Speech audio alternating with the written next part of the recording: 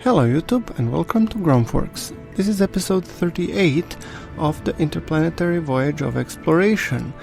And in today's episode we will first be taking our SSTO, the cargo one, and we will be upgrading it to carry the science experiments.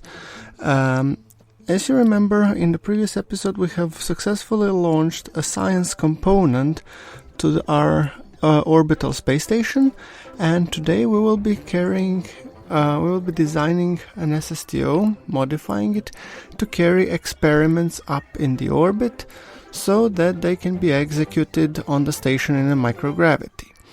Now, for that I had to take out a few things. I have to reshuffle a couple of different things, and I'm just kind of putting it smaller life support because we don't really need it that much, and also putting some side batteries and on the sides, somewhere along these lines. Hold on, moving the light a little bit, and that looks good enough. Let's close it, and I have to just see if I can fix the action groups, because if I recall correctly I was manually turning on. Let me just see.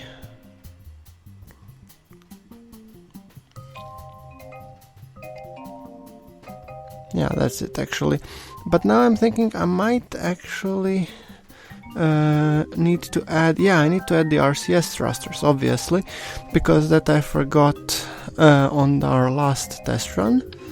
And since we will be going and docking to the station, we need both the RCS thrusters and also we need some ladders. So, okay, the ladders looks okay. And now for the RCS thrusters, hold on.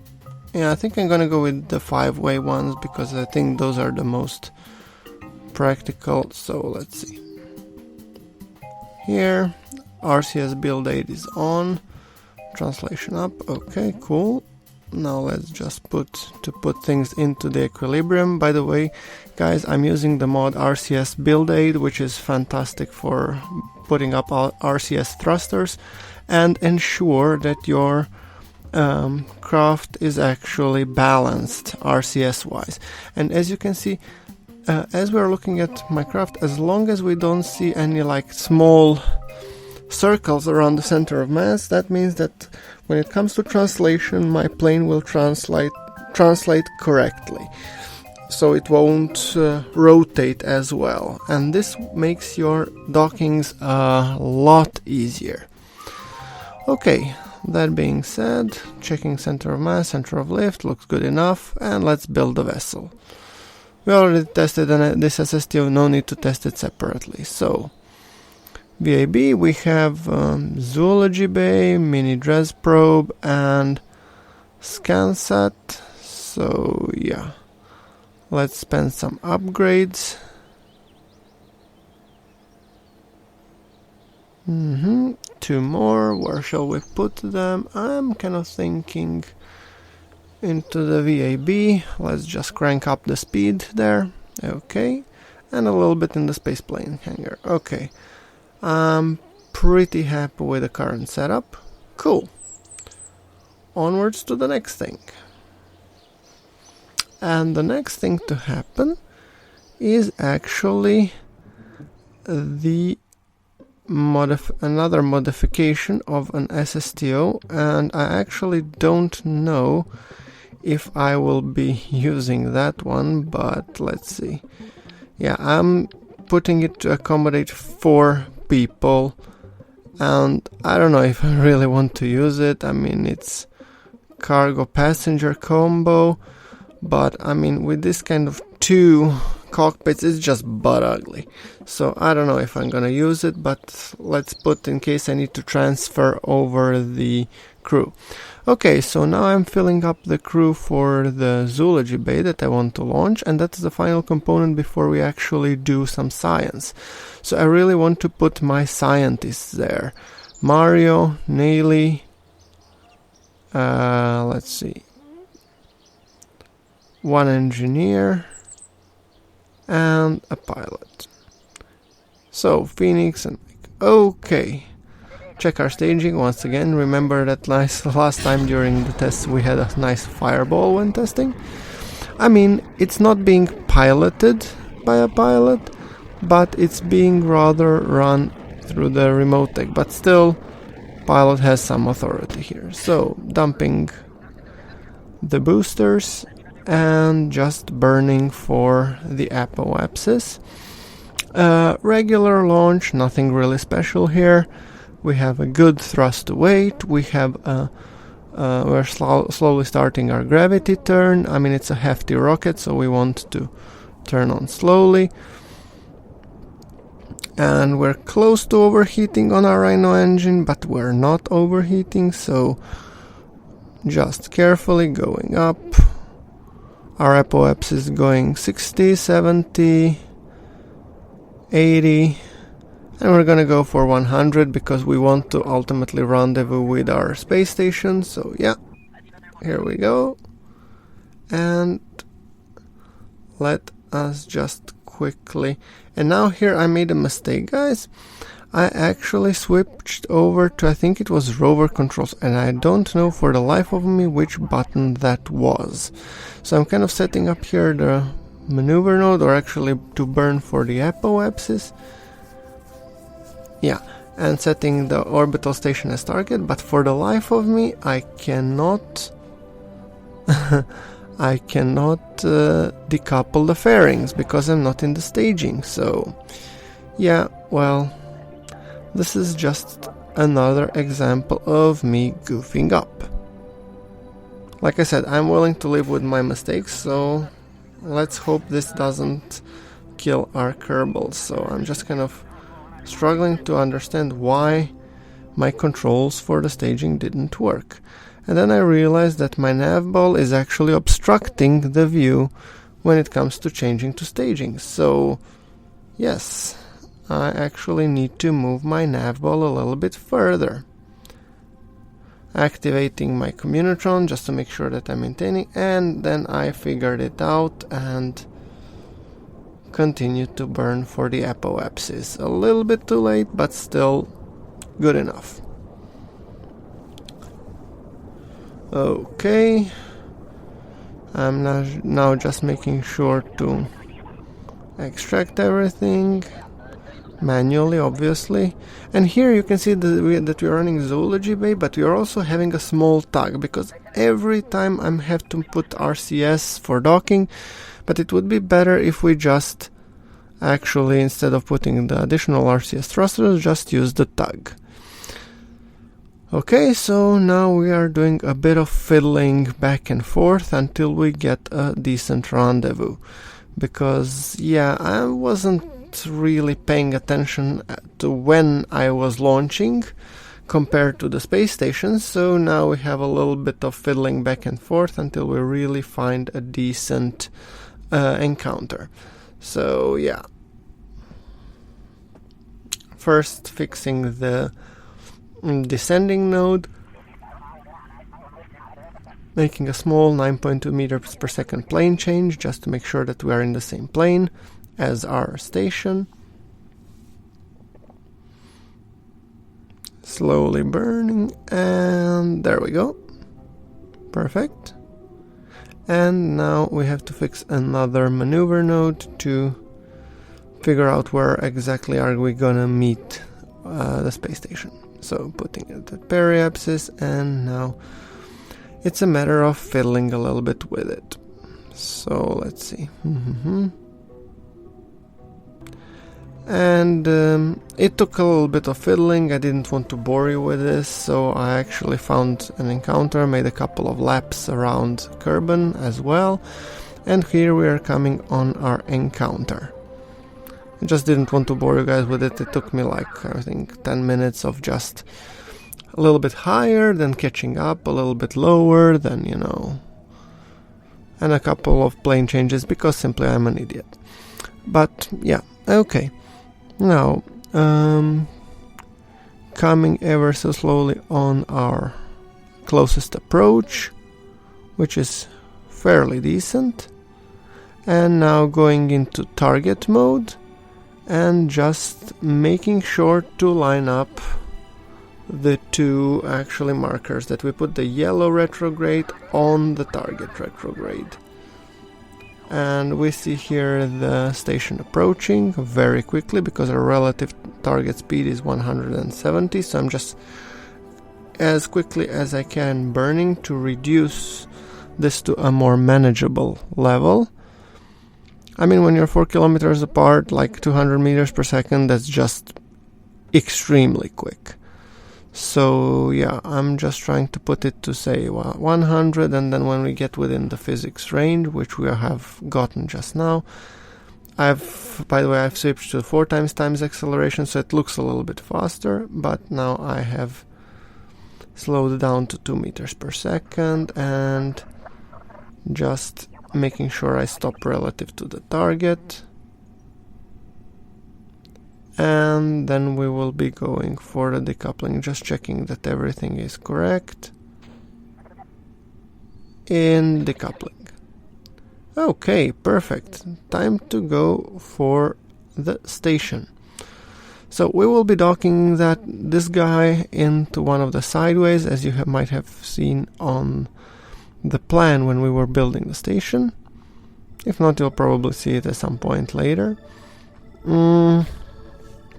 And just now closing up on the station, we just have to select a different docking port, which we did.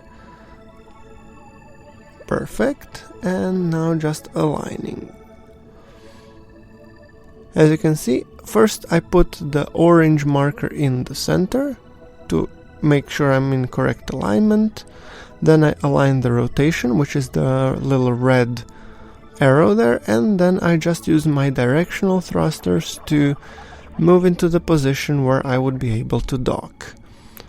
So yes, that's pretty much the whole big wow in terms of docking. The biggest part is actually the rendezvous, and that takes a little bit until you find the good matching orbits and so. Okay, aligning these two. 7 meters, 5, 3, 2, and docked. Okay, and here you can see our station now starting to take shape. First it was a refueling, but now we have already 2 science components. And now I'm trying to actually return this stage back to Kerbin, but guess again. This time I have the parachutes, and I do have the solar panels, and I do have the batteries, and I do have the Communotron. However, one tiny thing I have forgotten. Probe core. Yay! Man, I'm really trying to be efficient, and I'm really trying to return the stages back, but the game just hates me. I don't see any other explanation on it. Okay, it took me a while actually to figure that out, but nevertheless, I think, yes, definitely, I mean, nothing I can do about it, because without the probe core you don't have the authority. I was really struggling trying to find what was wrong, but then again, it just wouldn't fly. And then I realized at some point it hit me, wow, no probe core. Damn. Okay, moving on, we have actually our SSTO ready to be launched. And I'm actually putting HMV and our new hire, Mr. Fister Kerman, who will be engineer. So, HMV, you get to pilot things once again. Please have a little bit more luck than in, let's say, some of your videos. And yes, we have to enable engines. Okay, I guess that was your bug for the day, HMV, so please behave. Mr. Fisher, you're here to make sure that everything goes smoothly. You're the engineer here, so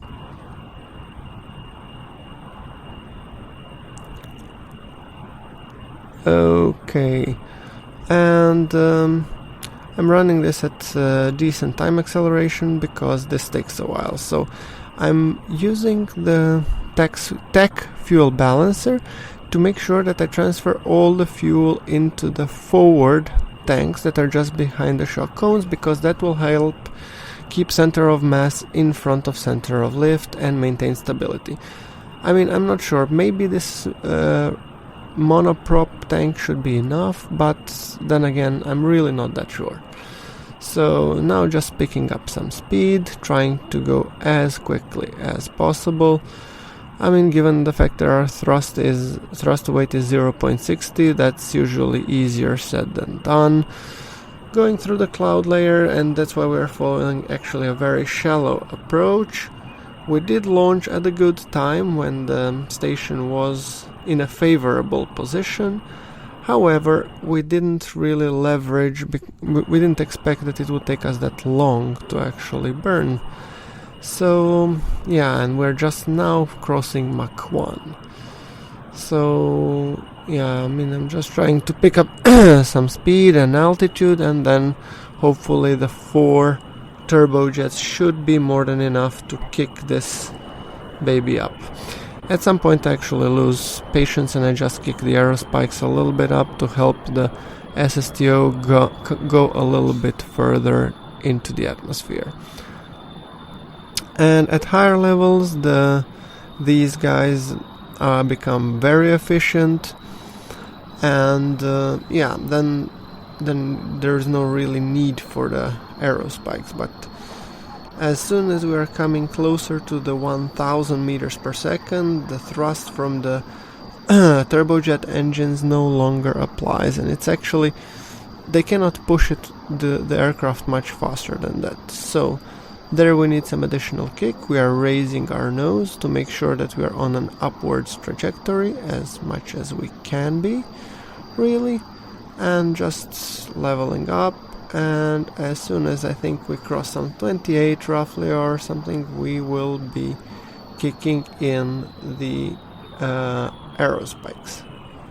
And we kicked in the aerospikes, and I'm now shutting off the turbojet engines and closing off all air intakes to make sure that the space plane has a more sleek profile, because all air intakes do introduce drag. Okay, and now thrusting for the apoapsis, which is slowly climbing, slower than I would like it to. 42, come on. I'm a little bit worried that at this rate I might actually consume more fuel than I'm allowed to, so I might not be able to make it to the even orbit, let alone station. But then again, let's see how this fares. 70 cents, I did 80, okay. I'm cautious not to go too high, but then again the station is at 100, so might as well go to, let's say, 100 and a little bit, yeah.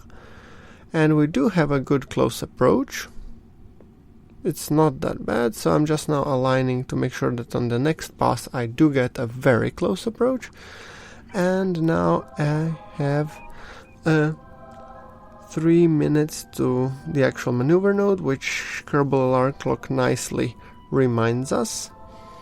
So far so good. How are you feeling there, guys? HMV and Mr. Fisher Kerman. So 280 meters per second burn, coming up in some 10 seconds. And hit it. I really like that this toroidal aerospikes are actually pretty decent engines. I never used them before, but they seem to be a very good choice for an SSTO. Light but powerful. I like it. Okay, and here we have our encounter, so I'm just gonna put the closest approach alarm for our SSTO, and I will see station in the next orbit. So, chasing a little bit after it, We have almost matching orbits, but still we need a good rendezvous. And here we come. Alarm clock telling us that in 3 minutes we will actually be meeting this station. So now making sure that I turn... there it is, our orbital lab. I'm burning towards it because I know my time is short, so I'm kind of trying to get there as fast as I can. Because here the longer you wait, the more meters per second that you actually have to deal with. So once again, yet another docking to the orbital lab. However, this time with a different flavor. This time we're coming with an SSTO. And now you will see why I have constructed the docking port at the bottom the way I did. Because, yeah, it's a convenient way to dock an SSTO. Which is something I learned from my previous series. 200 meters. So pretty soon I want to stop my velocity compared to the target, and then we will be engaging the maneuver node, or not the maneuver node, but the docking procedure. Okay, 175, open the bay, open the docking port, closing the bay, and now toggle from here, and let's see who we toggle. The bottom port, of course. Alright, so now it's just a matter of fiddling with alignment. Like I said, guys, first aligning the orange marker on the center. Because then you're basically fixing your attitude towards the station. Okay, then flipping the yaw a little bit so that we are nicely aligned, that I'm not at some crazy angle vertically, I mean. And then it's a matter of just engaging the RCS and getting over there, which I will be showing obviously in the 4 times acceleration, or 4 times recording acceleration, which brings us to a nice 20 plus FPS for you and 4 to 5 FPS for me. Coming up on the SSTO dock, 13 meters, making sure that we are properly aligned, and then it becomes just a matter of going forward.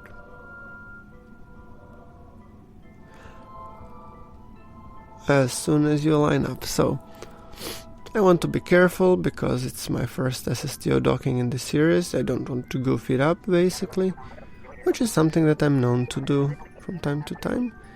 And docked. Beautiful. Isn't this a beautiful sight? Come on, you tell me, guys. This, to me, this looks like an awesome sight. And now I'm transferring all of our science officers from our zoology bay, where they were been socializing with the other animals. And oops, a tank of waste is leaking, and this is on this station. Oh yeah, this is the red one. Well, honestly, it's not my first priority to actually do it, but then again, we'll see. Okay, come on, get in. Mario. We want to put stuff in the research lab because the research lab has to generate science, and they has to generate science because we have brought an experiment with us. And yeah, I'll explain a little bit how the station science mod works. So these big modules produce science, and they have interdependencies. The small modules, like the one that we have here in the cargo bay of our SSTO, are a little bit different story because they are intended for a single use only. You basically come with them, dock to the station, take the observation that has been concluded, and come back, and then you can take another one and do some more. So now I'm just trying to actually turn on this experiment, but I think it was a little bit bugged, so I'll actually reload. And I'll come back in the next episode starting with this. Well, if you liked the episode, please do like the episode, and this is GrunfWorks signing off, and thank you once again.